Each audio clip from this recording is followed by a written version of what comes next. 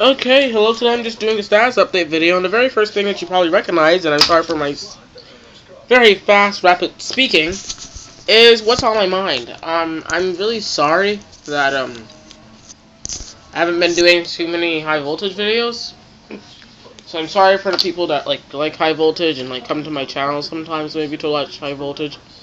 I mean, there's probably not that really many people.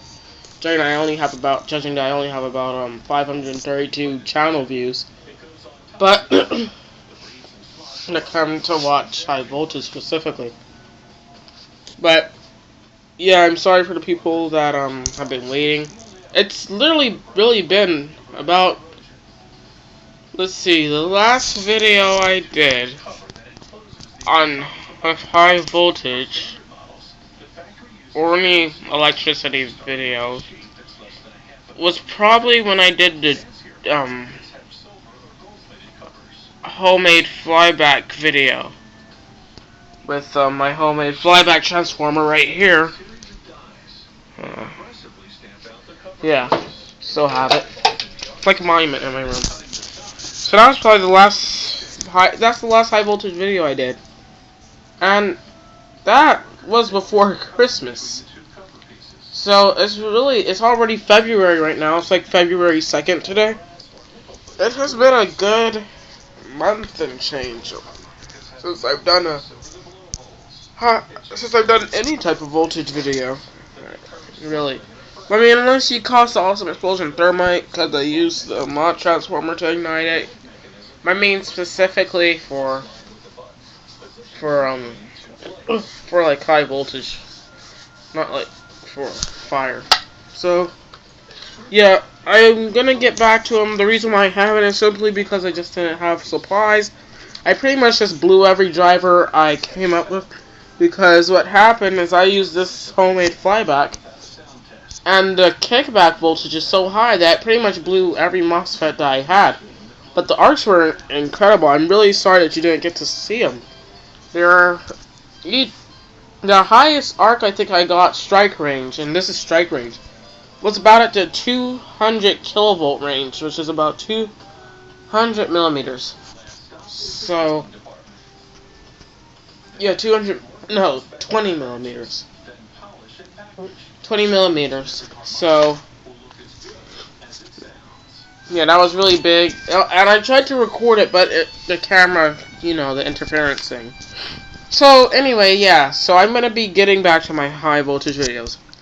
Now, the most noticeable thing, and that's may have been recognizable, the least recognizable thing that you probably could think of, the least recognizable thing in this video is probably this wood on the floor, this stuff. So when you first may have actually seen it, I don't know how you would have seen it, but when you saw it, you might have said, oh, well, that's a plank of wood with some, I don't know, whatever that is.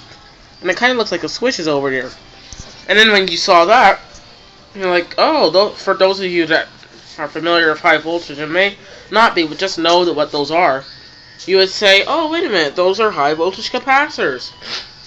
And then you'll see, if you didn't already get it already, you'll see this fan, this RSG. I know the two electrodes aren't that recognizable, but the fan is. I ripped it out of a microwave and just kind of clipped off the propellers and put on screws. And you're like, oh, and then you look at that coil again and you say, oh, I see. And then you say, switch. Oh, okay. He's probably making a Tesla coil. So, that's exactly what I'm doing. This isn't the biggest one I've ever made before. I made ones that are bigger. I'm not too sure how much power this one's gonna have, but hopefully, it'll be done. This will more than likely be done by, I would say, maybe Friday at the very most, Friday or Saturday at the very most of next week. So, I'm not saying that it's not gonna be done until Saturday, but at the very most, I'm saying that it'll be done by Saturday, because I still haven't run a secondary coil, but there's only a little bit of things I'm missing. I need the neon sign transformer, the NST. It's a 9. I'm getting a 9 kilovolt, 25 milliamp. I couldn't find a 30 milliamp, which was really as much as I wanted to spend. I wanted to get a 12 kilovolt, not a 15 kilovolt as much, but a 12 kilovolt. But I didn't feel like spending $121 for a 12 kilovolt at the time. And so I got 9 kilovolt, which should work just as well. I've seen people have small ones and they got 100. They got like 100,000 to 125,000 kilovolts using a super small Tesla coil. That's about this long as this little big pin, Papermate pin. Just about as long as that, using a regular spark gap, not even a spinning spark gap. And just, yeah, so I've seen people get like really long arcs for small things. So, yeah, so I haven't, so this should take a while. You know how long it takes to, I do all my stuff by hand, so you know how long it takes to hand wind these without like any type of spinner or anything. It's long enough with a spinner. Like, I've seen videos where people actually use a spinner, and it takes forever. But, that's cool. That is so cool. So yeah, this is just some piping that I have right here, and I'm gonna hand wind this with, maybe 26, 24 gauge wire, 22 to 26 gauge wire. I'm probably running out of video memory. So yeah, and the neon sign transformer should be here before Thursday of next week. So that's why. So I should be pretty much done with it before then. So I need to wind the secondary coil. I need to get the NST. The NST needs to get here. And I need to get some wood. As you can see, they're really not set up at all really well. They're not on top of each other yet. I still need to get some wood to connect it. I have some little feet on the bottom of that one, but it's kind of hard since the floor is carpet. So yeah, I might finish building it in my other room because I don't want to leave it in here. I want to be able to like move it around and stuff. But the wheels may just be an extra thing that I may put on here, but it's probably going to be hard enough to move off as it is right now. So yeah, yep. So I made a few top loads and stuff. Made a few top load ideas. I had another one. A smaller top load.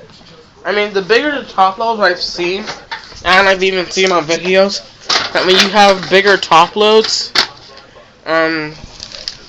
you get the better results. Because the top load is basically just the extra capacitor of the entire thing. It pretty much, that's the rail inside, and everything outside, like this is the base.